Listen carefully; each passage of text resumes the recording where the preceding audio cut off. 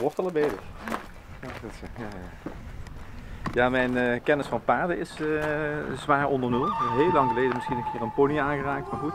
Maar Jules heeft mij uitgedaagd en eigenlijk opgezadeld met het, hoe noemt ze dat? Met het opzadelen van een paard, zo noemen we dat. En ik ga nu even binnenkijken hoe dat precies werkt. Ik hoop dat Jules weet hoe het gaat.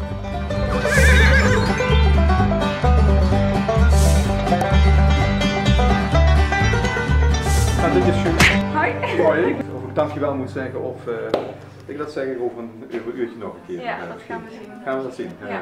Ben je er heel klaar voor? Ja hoor. Ik niet. Dus... Oké, maar niet uit. Ja, we lopen met je mee. Ja. Ja. En dan... Dat zie je alleen in Kooiburgfilms. Nou, we beginnen met deze borstel maar. En mag je nog een bepaalde richting uit? Ja, Oh, kijk eens de zo. richting van de haren. Nou, kijk eens aan. En ik heb me altijd laten vertellen dat je dan ook een band met een dier krijgt. Is dat zo? Ja, als je er alleen maar op rijdt, dan krijg je waarschijnlijk een minder sterke band dan dat als je ook Met borstel en verzorgen. Nou, het borstelen is dan goed en dan moeten we nu nog als laatste de hoeven even hadden. Ja. Ja, dat is goed.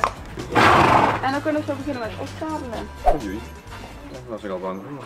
Nou, dan laat ik het eerst aan het hoofd staan en dan zet hij om de schouder. Zoals een handtas. Ja.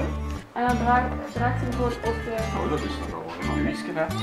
Nou Luna, ik hoop dat je het lekker koud hebt gekregen, dus nu is het lekker wel.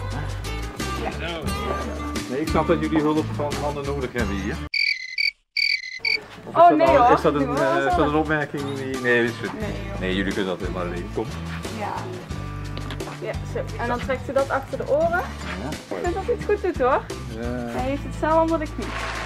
Ja, maar nu vraag ik me niet nog een keer. Hè? Ik heb nu een cap opgedaan. Ja.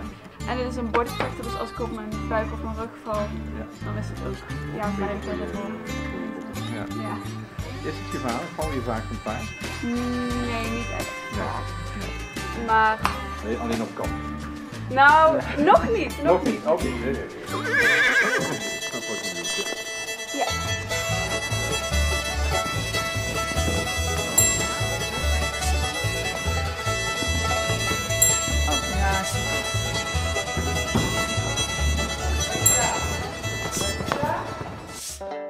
Ik heb dat nog nooit gedaan.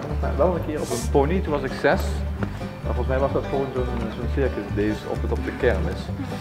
Dus ja, ik ga het wel proberen. Ja, dat is wel maar goed.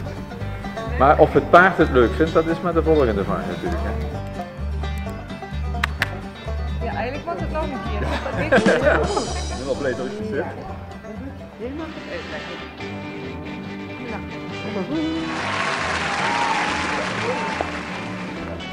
En ik denk van nu stappen is het goed. Goed. Maar wanneer ik het springen, vind ik het allemaal dat goed. Oké, nog een pauze. Het is wel erg wel schudden is dat goed. Ja, het zit. Maar ik ben wel blij dat er een zadel zit natuurlijk. Of wel als ik het zou houden. Bij heel top. Nou, de tips voor de winter is een mooie paardenprovincie. Zijn er mooie paarden? Ja. Kun je lekker rijden? Ik vind van wel. Ja? Rijden jullie veel door de omgeving? Ja, meestal hier in het bos. Ja. Ja. Staan wat bos. Ja, ja. Ja. Schoon. Dat been naar achter. Ja. Vasthouden en dan het rechterbeen over de kont heen slaan. Ik denk dat dat nog een beetje is. Ja, dat is heel. Ja, Ja, dat is maar.